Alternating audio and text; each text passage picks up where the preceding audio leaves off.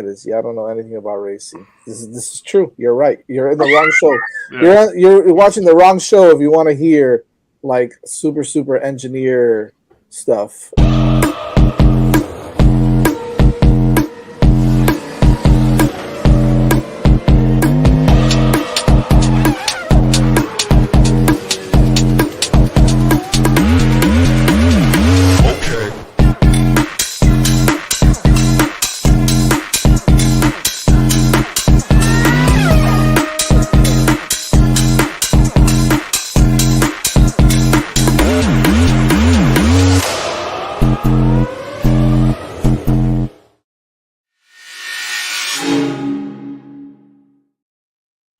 Hello and welcome back to Hitting the Apex. Fish, joined by Evan. Evan, summer break over. Oh yeah, finally. It's been way too long. And we know what you do with your summer break. A brand spanking new kick-ass setup you got running there. Yep, testing out some new equipment. Figure, why don't we upgrade ourselves a little bit, make everything look nice instead of just running off of an iPhone, And I'm rocking a new hat that my sister got me, so Nice. Thanks for that. Shout out to her. We are rocking and rolling here. I got the Dolphins draft hat, considering today was the cut day down to the 53-man roster. So yep, today was cut day. So that is definitely true.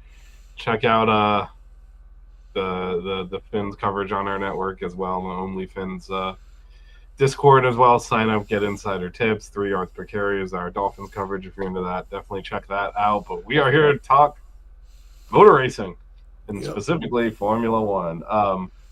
So just to kind of reset where we are season-wise. It's been a bit of a gap here, so we'll just reset where we are on the Drivers' Championship.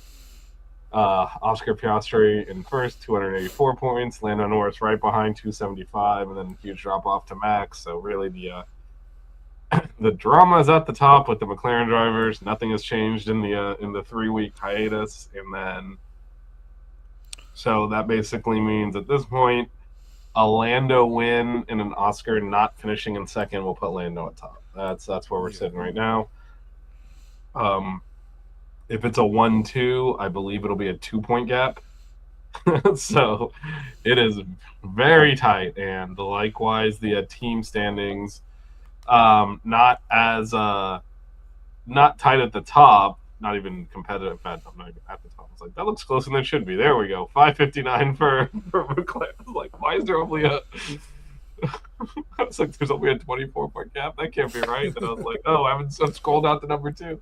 We just eliminated McLaren because that thing is over. But the second and third place battle. We did what we usually do for Red Bull, but exactly, now we're having to do it for McLaren. McLaren's reached that status, but yeah, that is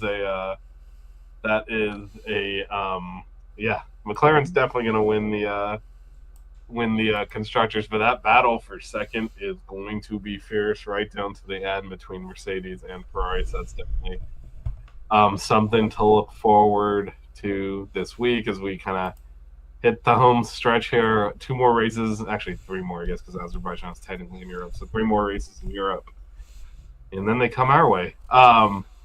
With that said, Evan, This track has been is Max Verstappen's track. We have this track because he's dominating F1. So they put a race in his country essentially.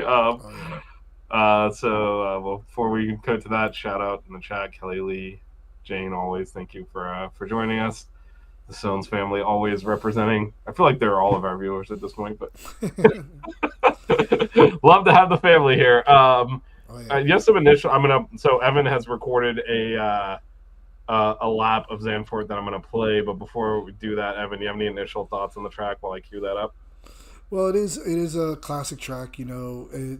As much as we like to say it's there just for Max Verstappen, it has been around for a long time. It's a track that a lot of these drivers like. It's kind of a roller coaster type of lap. You'll see that when we play the lap on the replay and everything.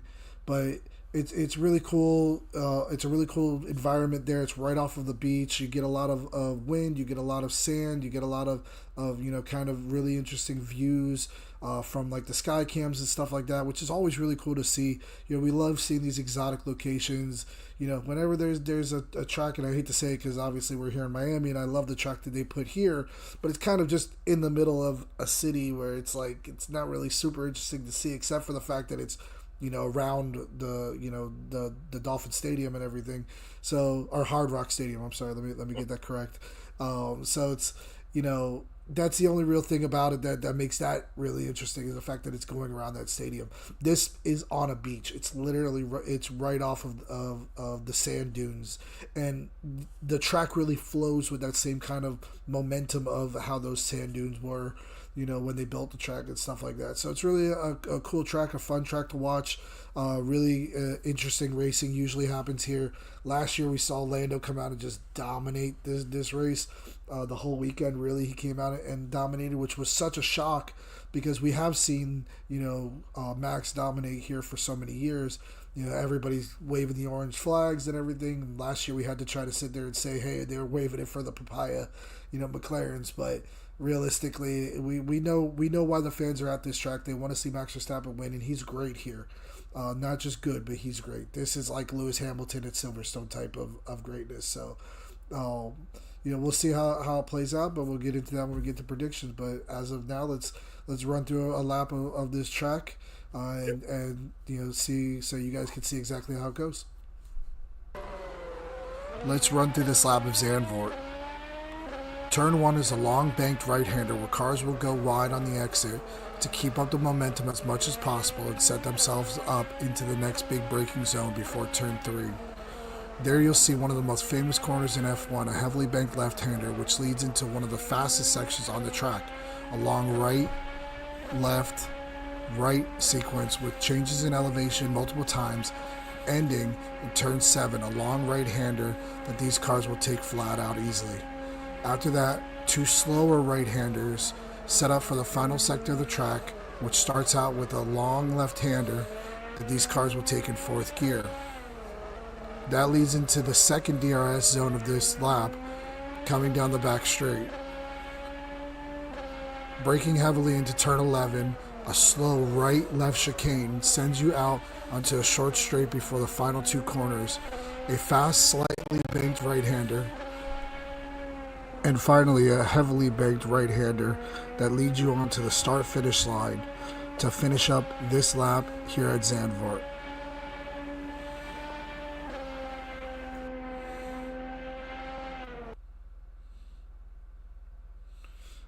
So yeah, as you can see, very fast track, really flowing track. It's really cool. The way that the elevation changes are. It's not like a huge elevation change like how we saw, at Spa where between Eau Rouge and Radion that just climbs up 10, 15 stories. Yeah. But it's just a lot of those undulations, a lot of those up and down. There's the banked corners that make it really interesting, really fun. These guys love racing here, and it's always great racing here. Yeah, and full credit to your son for that. That's all his work. Yeah. Although I expertly hit a play button, so I should get some credit. But no, more seriously, Evan just rocked it. It's a great segment. You're right. And yeah, custom 5 Reasons Sports car in there. Everything's working there. Yeah, it looks kind of like a McLaren, so it looks fast. Yeah. Well, let's so Evan obviously took us through a lap. Let's take a look at kind of the particulars on the track itself. So. You called some of these out. Lando won last year, and Lewis has the historical fastest lap. It is 72 laps. It's a shorter lap, quick lap, a little over a minute and some change. So it's going to be it's fast, it's furious. It's we got multiple DRS zones. The banking, like you said, it's to me, this is a track that keeps you on your toes. There's multiple lines you can take into a lot of these corners with the high banking and. You gotta kind of. I think this is a track that rewards consistency, and so yeah, it's a classic track, and it uses the. It's nice when they use the terrain, to build the track out versus shaping it to fit fit something that was drawn on a napkin. They do kind of use, like you said, the sand dunes and all that to kind of get some of that undulation. And so it is looks like a fun track in terms of overtaking opportunities. What do you see here? Well, obviously, going into turn one, it's mostly coming out of that first turn that you see a lot of the passes get made. They set themselves up going into that first one because of the banking. You can really kind of defend yourself through there. But coming out of it, if you don't get that traction going down into turn two and then especially into turn three, that's where you can make up those lines.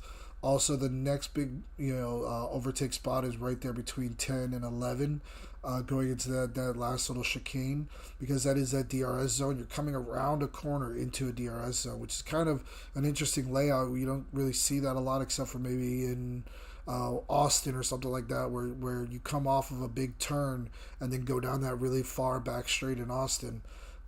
This is a similar thing here. You're coming off of that turn 10 around that left-hander in that fourth gear, like I was saying in the track in the lap that I did. But that DRS zone, as soon as you open it up, you're going fifth, sixth, seventh, eighth. By the time they start to have to slow down, you're slowing down a lot going into that chicane. And if you don't get on the brakes right where you need to be, if you can hold out just a little bit longer and outbrake somebody, you can really set yourself up, because the next part of that lap is just high speed going around those two final curves that are banked. If you can get ahead a little bit, and then you're going to be in that DRS zone, or you'll be able to use your DRS all the way through that final turn, because as you see, the DRS opens up right between that turn 13 and 14 start.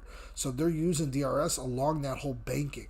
It's not even just that they're doing it on the straight, it's throughout the whole banking there. So, if you can get a good overtake right there in that turn 11, turn 12, maybe even stay behind through the detection zone, you'll be able to get yourself into a position going into turn one after the DRS that you're going to be ahead of, pretty far ahead in the lap going through that first sector.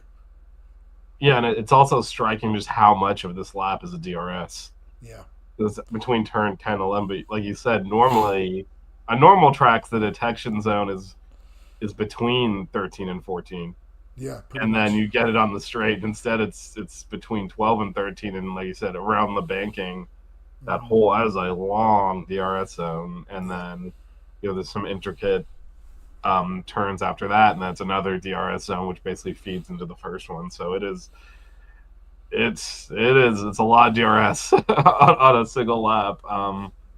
And so to your point, that timing that out correctly is interesting. I don't believe you'll know better than you'll remember better than I will. I don't believe this is one of those similar to Saudi Arabia where you're intentionally trying to stay behind at not overtake into turn 11 to then have DRS out of turn 12. I don't believe that's one of those. No, it's not, because if you can get that momentum coming into turn 11 and really outbreak somebody and get past them in that chicane, you're going to start pulling ahead in 12, because as long as you can get them off their line, or whoever you're trying to pass, you can get them off their line. It's really hard to get back onto a good line going into 12, and then coming off of that, you're really compromised if you're really off that racing line that you get pushed out of, or that maybe you're not in a good spot. So it really does set you up going into that 13 and 14 split, that 13 and 14 section, that you need to have a good exit off of 12 in order to be able to really take advantage of using that DRS. But it will happen that you will see somebody go into 11, get a good pass, or maybe even get a pass before 11, and then the other person might be able to stay close enough behind them to then have enough pull to be able to catch up and maybe even make a move going into turn one. I mean, I can almost already envision Lando and Piastri going back and forth with that for 3, 4, 5, 6 laps before they eventually pit them on different strategies, which we hope that they do, and mix some things up. But I can see them going back and forth, make sure, or to just because of how that layout is. Yeah, it's interesting because the McLarens don't seem to be able to overtake each other, largely because their car is so much better in clean air. The lead car seems to have that advantage, but we will see. I think this is directed at you. Yeah, if you don't mind me taking a second, Vish, Yep. I did just want to give a shout out. My grandmother is watching today. We had a loss in the family. Her older sister, my great aunt Carol, or my great aunt Jane, passed away today. She was 94, I believe. So she lived a great long life, and she was my grandmother's last living sibling, and I wanted her to be able to watch the show and hear me say that on the stream and everything. So the family's grieving, but she lived, like I said, a really long and great life.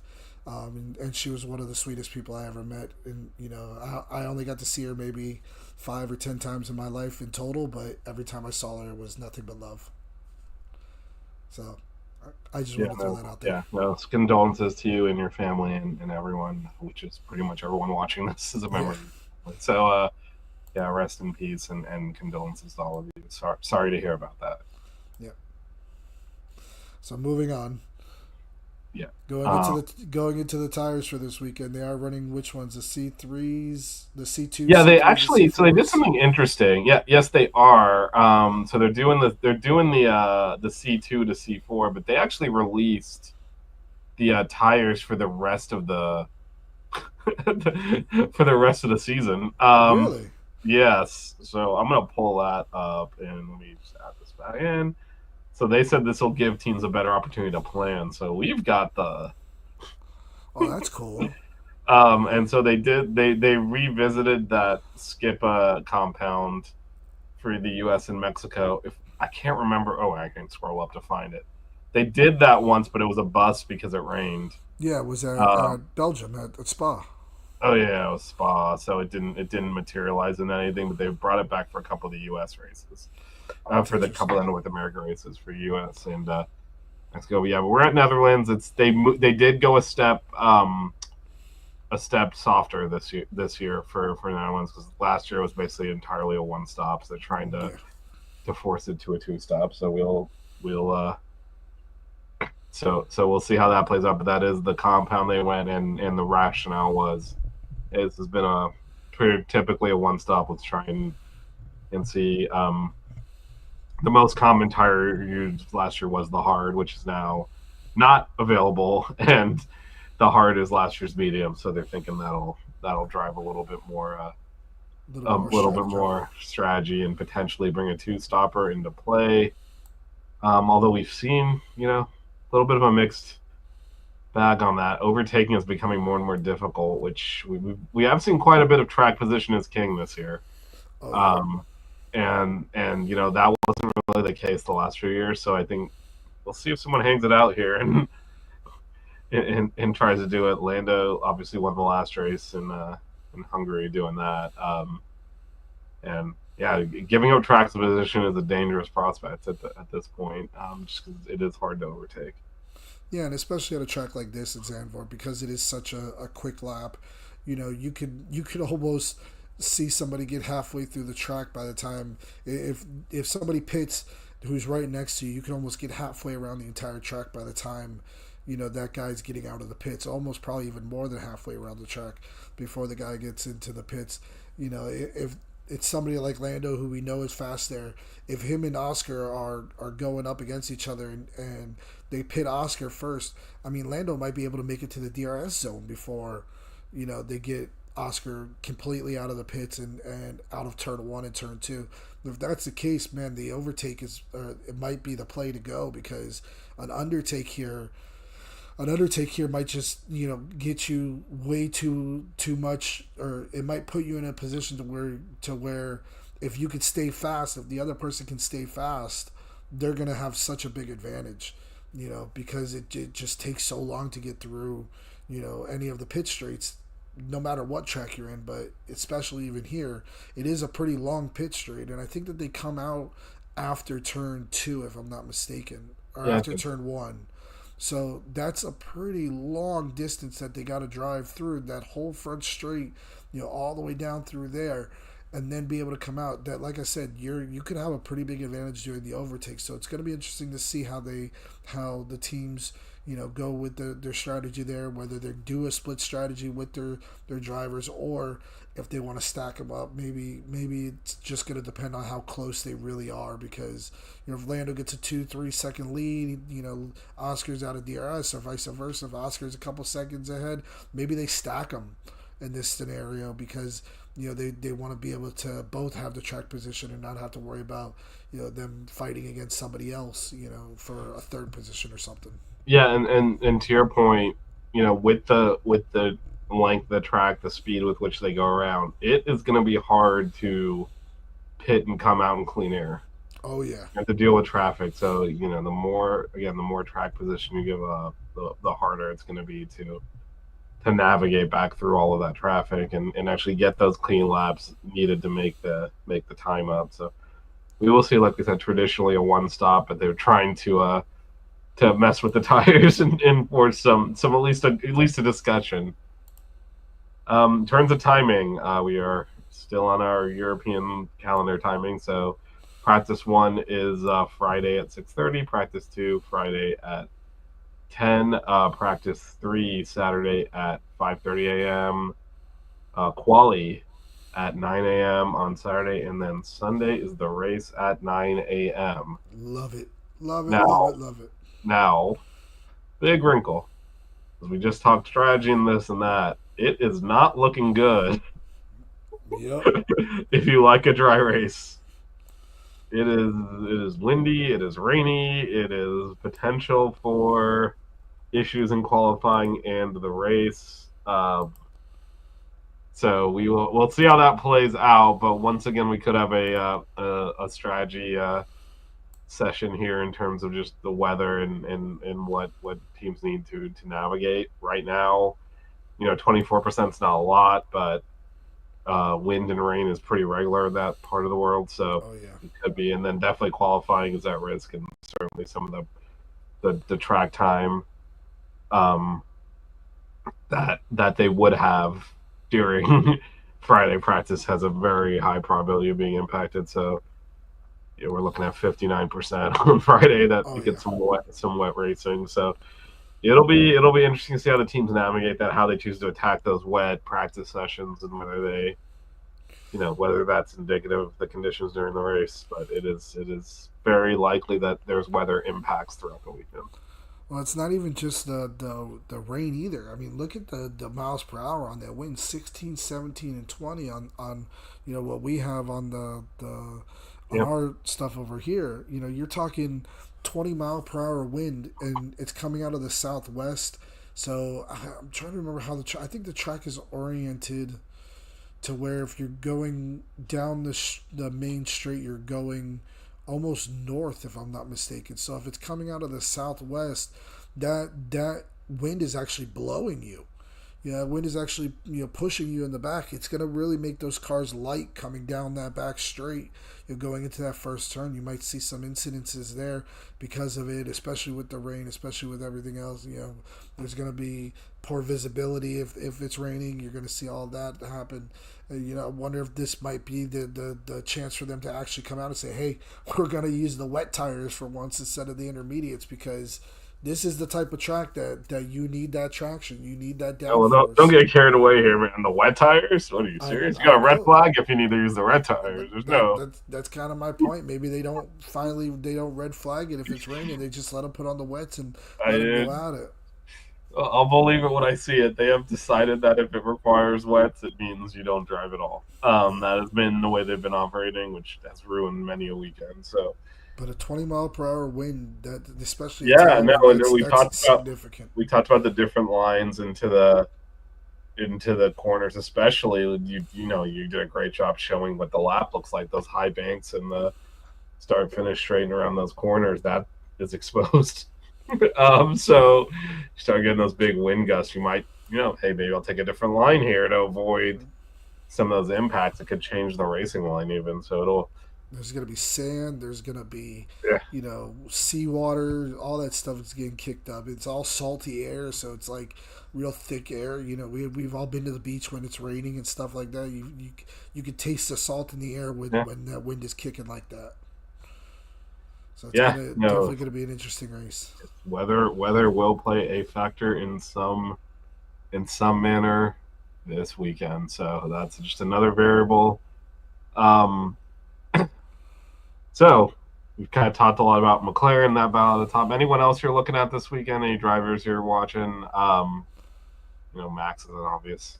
It's his race, Yeah, but Max is obviously somebody we're going to look at going into this week. There's going to be a lot of talk about him. There's going to be a lot of discussion about him and whether he's going to be able to bounce back and make a run and all this stuff in the second half of the year, which we don't really see happening. But there's still going to be talk about it because this is kind of his de facto track. But no, I want to see how the Ferraris do. I want to see how they come out of the winter break.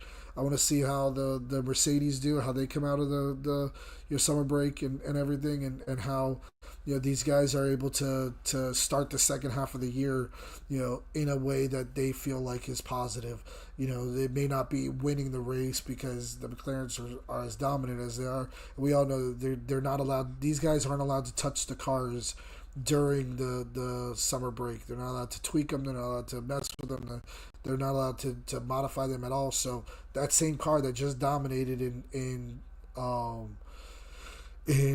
Hungary just is going to be the same car that's going to be going yeah. to Zandvoort. They might have little tweaks, that they're able to put on throughout the weekend, but overall it's going to be the same car that goes out there. And we all saw how dominant that car was. So, but I do want to, like I said, still see how the Ferraris turn out. Basically those top 3-4 teams, and then I want to see how the rookies come out. After this break, this is the first time these rookies have really had a break since pretty much January when testing started, or February when testing started. So they had this 3-week break here that gave them an opportunity to kind of breathe, reset themselves and set themselves up for the rest of the year. So that's kind of what I'm looking at. See how they turn out. We've seen Hadjar doing good. We saw Bortoletto doing good. How does Ollie Berman look after this? How does the other, I forget, Kimi Antonelli, how do they look after this? We'll see how it turns out. But how about you? What are you looking at for coming into this race? Yeah, I mean, there's a couple obvious ones. Obviously, the McLarens are the headline, so everyone's going to be looking at them. That's what they're going to show on the screen. But so outside of that, yeah, the constructors between Mercedes and Ferrari is a big storyline. And the other thing is just there's a lot. Not all the seats are filled for next year. Some of these, like you mentioned, especially the rookies, but a lot of these guys are driving kind of for their future. We're going to talk a little bit about how Cadillac has kind of got their lineup in place now in a minute, but they did go. Alpine did go in for Bottas, and he rejected them with the Cadillac. That they clearly, I mean, Colapinto's a dead man walking. Yeah. Jack Doohan's not coming back, so that's an open seat that someone's going to be in. But then you're looking, there's other potential, people that could still lose their seat. There's some churn still to happen. So I think, like you said, it's important, especially for the rookies, but for all of these kind of drivers that don't have, a seat secured for next year to perform, because there's still some churn to happen, and you never know when, how does Alpine fit that seat? Can cause a domino effect where someone else loses a seat or gets a seat or whatever. So I think it's, I'm looking kind of at that, some of the midfield and how some of these drivers perform. Some of it's a little bit ridiculous because, like, Lance Stroll, obviously his performance doesn't matter. So he's someone that would be on the hot seat if it did, but it doesn't. So he'll, as long as Daddy wants him to, he'll keep his seat. If Daddy says go, he's fired. But it's the worst thing in Formula One right now. But other than that, again, like the Alpine, neither of those two guys are going to be back. Interested to watch Yuki as well. The number 2 seat at Red Bull is very up in the air, and Liam Lawson has kind of has been performing a little bit better in the Racing Bull, but he's already flamed out. He's gone the Gasly Albon route of not being able to handle the Red Bull. So what do they do there? But all these guys like Yuki and Liam Lawson might be pushed out of the Red Bull camp at the end of the year, but then they're driving for their future with other teams because again, there's other seats empty, and then as people move into Red Bull, maybe they vacate a seat. Yeah. And so all of these guys really got to perform and impress. You recall like Checo, we're going to talk about in a minute. He got fired by whatever they were called at that point, Racing Point, I believe at that point, Force India Racing Point, somewhere in there, and managed to win a race after getting fired, and that's what got Red Bull's attention. Mm-hmm. And he got a Red Bull driver for several years out of that. So these things matter for all of these drivers. This is where some of these teams are just looking for options, and they're going to look at who's in the cars now and who looks like they can perform. So all of that matter. A mistake can end a career here, and a good performance can make one. I have an interesting question for you. Is Sure. Danny Rick the best second driver for Red Bull in Red Bull's history? Because, think about it. I can't think of, in all the times that Red Bull has had great drivers, Vettel, Verstappen, what's his name? The one who's Oscar Piastri's manager. Mark Webber? Yeah, Mark Webber. But Mark Webber was Vettel's number 2 for a while, so I guess would that they be were the there best, together. Would that be the best second driver for Red Bull in the history of Red Bull? It's either him or Danny Rick won races. Yeah, Webber did too. Webber actually, this is kind of lost in the Vettel's first championship. There's all sorts of stuff that happened in that Abu Dhabi race, including Vitaly Petrov holding up Alonso, but behind Alonso was our man Mark Webber, who was ahead of Vettel going into that race and was mirroring Alonso's. Knew he had to finish ahead of Alonso. If he had finished ahead of Alonso, Webber would have won the championship. Yeah. So Alonso was keeping Webber behind. And what actually triggered that is Webber went for the undercut, and so Alonso pitted for protection and stayed in front of him and got stuck behind Petrov doing that. Yeah. And that allowed Vettel to speed away, pit, and come out in front of Petrov and win the race and the championship. So it's, Webber was right there. Ricciardo won a race. Webber was the lead driver going into the last race of Vettel's first championship and actually had the priority, which is why they pit him first. They went for the undercut and Alonso thing. If he gets in front of Alonso, he wins the championship. They both get stuck behind Petrov way down the running order, who did not have to pit again. Yeah. And the rest is history, and they invented DRS. So try to fix the issue. So that's probably it. But yeah, they've struggled to get a number 2 in that car. And honestly, when Ricciardo was the number 2, it was almost like a half of a number 1 when he was there with that was before Max became what Max is now. And frankly, some of that is not to make excuses for all these like rotating flameouts, but they built a car that fits very much Max's driving style, and he has a unique driving style, and you can't put just anyone else in that number 2 car. And I don't know that Ricciardo in his prime, obviously he faded since then, but even in his prime would be getting great results out of this car that's been designed for Max. Yeah, I don't think that Ricciardo would be even the answer. I don't even think that he would be, in the conversation. I think his last hurrah with Red Bull was, last year Christian Horner basically wanted him in there. Yeah, and stuff like that. I'm curious what they do with that seat. They got to improve the car greatly, but also, the car's not where it needs to be. Obviously, Max has eked out more performance than the car warrants, but also, like finishing behind the Racing Bulls, the number 2 driver is not performing either. Those both things are true. The car should be better. It's difficult to drive, but it's not slower than the junior team. No, not and like the consistency with which Lawson and now Yuki are finishing behind at least one of the Racing Bulls is just not acceptable. And so that there's going to be a lot of, maybe that's something else to watch. Like, what does those 4 Red Bull owns all those drivers, so they had them under contract. So what are they going to do with any of that? Like, because none of them are really, saying like, they might give Hadjar a shot, Well, so next year. I think he's definitely the one out of if you're gonna go in house, he's earned it. more than Yeah. Yuki and obviously more than the Veloster they fired out of that team. But are we doing this again? We're gonna ruin Hajar next.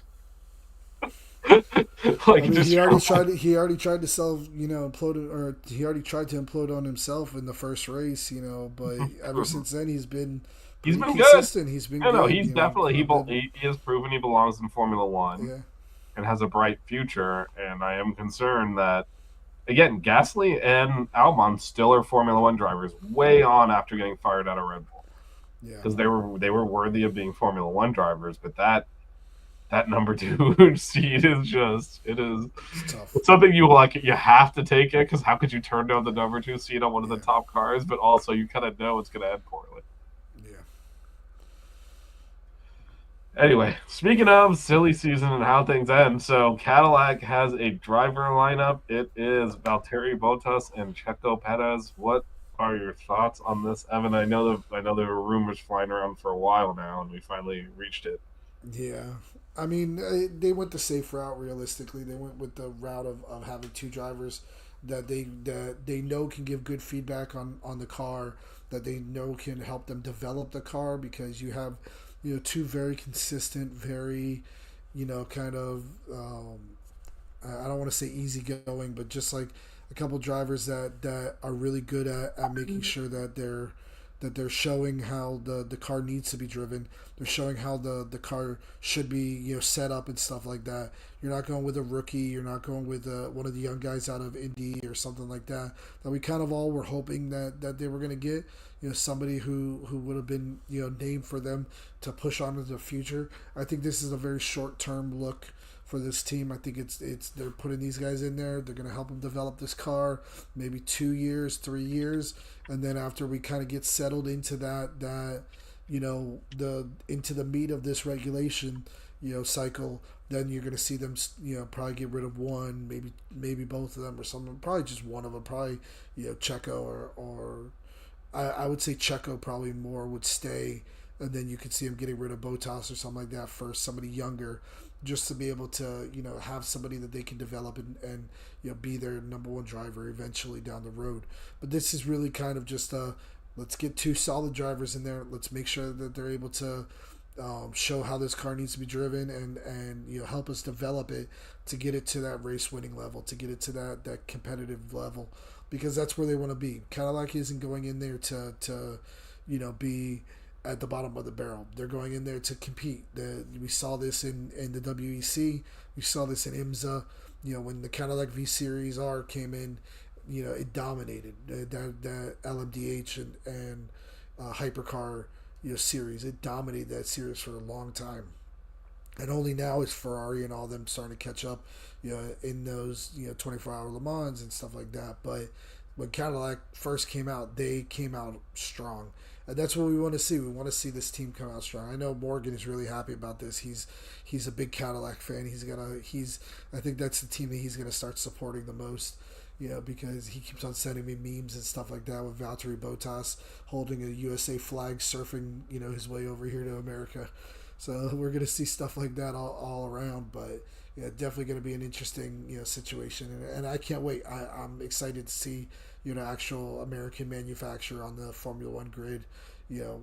Even though technically, I mean, there's two of them now because you have Ford doing the engines for Red Bull. So Well, I think Ford's going to be more involved going forward, so I think we are going to have I think it's going to actually be a Ford engine, right? yeah, so it's going to be very interesting to see that with the American manufacturers coming back into Formula One.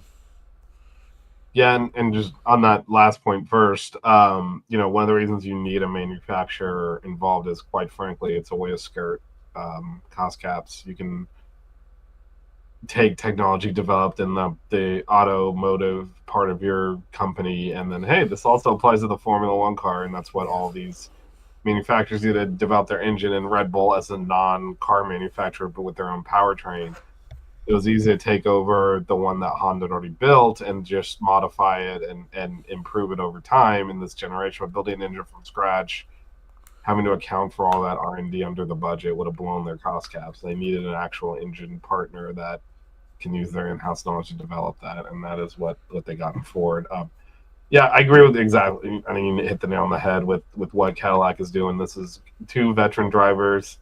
I mean, it sounds stupid, but they know what the car's supposed to feel like. Yeah. They can give that feedback. It's not gonna be great next year for Cadillac, and they know that. But your point is valid. They're trying to win. They know they're not going to win next year. No one's going to show up in year one like that and win. But Unless you're um, Brown. I mean, they didn't. They took over. They drove the Honda. Yeah, that's it. Yeah, but that If Honda the Cadillac year got, before wasn't that great though. I yeah, but mean, Honda developed up to that point and they bailed at the wrong time. That car was winning regardless of who drove it. And had yeah, no, I mean it would be the equivalent of just like McLaren leaving the sport and then someone starting a new team and taking the parts. Yeah, you're going to be fast. But I mean, they know they're not going to like win the championship in year one. But to your point, they want to rapidly develop that car, and to do that, you can't be wondering, is it the car or the driver? Is it the car or the driver? They have two guys they know can perform at a reasonable level. Neither of them are going to like blow your socks off and be like, wow, that they're not going to do what Max is doing with the Red Bull this year. That's not happening, but they'll be consistent and they'll give you good feedback on the car, and that's really what they're looking for next year. I agree with you. I think they'll both be around for a couple of years at least, just to get the car from A to B and kind of get that development when they feel like it's competitive at the top of the grid. I think that's when they go for a premium number one driver, and and that could be anyone on the grid at that time. But I think that's the long term plan, is to get the car in a place where they can actually attract a premium number one driver. Because right now, who's going to waste years over there? No one. yeah. No one that's like at the very top. Like, you're not going to get Lewis or Max or Oscar or Lando or George Russell or any of that. You're going to have to go a little bit secondary. Now, there are some really attractive younger drivers, but then again, you don't want to go. We're trying to develop the car. You don't want to deal with that. You do want Yeah. your veterans, and they've got that. I mean, I could see them maybe doing like trying to get Drogovic away from Aston Martin or something like that, since he drives for Cadillac in the WEC. Maybe somebody like that as a reserve driver for next year, and then maybe have him, do a couple of test sessions and stuff like that, and that would kind of be the pathway. I could see somebody coming in that's a younger driver or something. Yeah, like or I mean, it's not out of the realm of possibility with his popularity in this country that they go for Max at some point. Yeah. I mean, he's locked in a Red Bull for another year, but there's certainly his long term there is very much up in the air. And if they can prove that the car is drivable and competitive over the next couple of years, that they'll have the money to pay. Oh yeah. But they just need to convince the driver it's worth wasting their time in that car. And if they can get to the point where Max believes in that, I think he's definitely someone they could go for down the road. For sure. All right, more to come on that. And as we said, the silly season did not resolve itself, so we got all these open questions for who's going to be the second Alpine driver. What is Red Bull going to do with their drivers? Is Lance Stroll finally going to get punted out of Formula One? Lots of questions that are going to get answered over the coming months. But all eyes on the Netherlands this weekend. Evan, who you got? What are your predictions? For those of you who are new to the show, remember we do top three and a surprise pick. Feel free to put those in the chat as well. I guess before we do that, I didn't show this. I'm assuming you saw it, but yeah, I saw it. Yeah, okay. I want to make sure you saw that. That was very touching. All right, Evan, prediction time. So I'm gonna go with it being hopefully a drivable wet race, not like a 2 hour wait like we had to do in Belgium, but a drivable wet race, something to where these guys are going to be able to still compete with each other and still go at it, even though they're going to be slipping and sliding and bouncing off of each other the entire time. I'm going to go Lando 1, Lewis 2, because Lewis in the rain is something we all know is really good. So Lando 1, Lewis 2, and then I'm going to go George Russell 3. So I'm going to put the 3 British drivers in the front in the Netherlands. We all know that the British drivers are good at driving in the rain. It's kind of the trope that everybody says because they've been driving in the rain their entire career and go karts and all the formulas leading up to Formula One. So I'm gonna go Lando, Lewis, George. My surprises, I'm gonna go with Oscar DNF. Gets crashed out by somebody. So you've got Lando to win, Lewis second, George as the third, and the surprise is Oscar DNF. And I wrote this down before we did the picks, but it is Don't tell me you got the almost exact same thing again. almost. There's one difference. I have Lando winning. I have Uh-huh. George third, and my surprise is Oscar DNF. But I have Max finishing second. It's the only difference. I was like, when you said George third, I'm like, he's doing Oscar DNF, isn't he? Damn it. Although I will say Lewis second is a surprise itself too as well. I can't remember the last time he finished up there. So you got multiple surprises going here, but let's do this to differentiate our surprise picks. I'm picking turn 11 is where Oscar gets wrecked. well, here, I'll do you one difference. So you said Oscar gets taken out. I think he's gonna take himself out. Okay. I think he's gonna be pushing when he shouldn't be because I think what I saw in the last race in Hungary was the first time I saw him feeling the pressure. Oh yeah. He's been so smooth while Lando's been erratic. I think it went the other way, and I think he's going to see his championship lead slip it away and panic and wreck himself. That'd be interesting. So, but I'll give you a turn two. It's going to be turn one. He's gonna or in between turn 1 and 2, he's gonna screw that complex up and beach it. That's definitely a possibility there. Coming down 190, 210 miles per hour, going into that braking zone. It's too wet. He's going to hang it out too much, trying to make a move that he should not. And he's gotten away with, and I mean, gotten away with probably harsh, pulled off spectacularly, like in, the aforementioned Belgium, where we waited around 2 hours to get a race going. Yeah. He went for it in conditions where most people were not really going for it, and took the lead and never let it go. So, yeah, so he's had prior success on that, and I feel like you do that once, and it's like, oh, I can do this, and then you go for it again, and the grip just isn't there. Oh yeah, for sure. But we will see again this weekend. The schedule is our traditional schedule, so the race is Sunday at 9 a.m. Qualifying is Saturday at 9 a.m. and no break before the next race. So after that, we head to Monza, the Temple of Speed, where they break out wings that they only use once a year. They break out wings that are about as thick as this right here. Yes, that's about as thick as that. The minimal legally allowed wing, and then they all jockey to be behind someone on qualifying and look like donkeys when they all miss the checkered flag.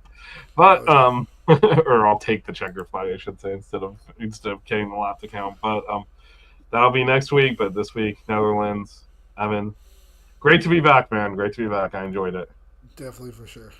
So we'll be back next week, recap the Dutch Grand Prix and talk. We'll talk Monza then, and add them again. Another classic track, fun track, a lot of speed. Sure. We'll see. That's where Max parks his car and loses his head. That track. So fun times. But we'll see you all next week. All right.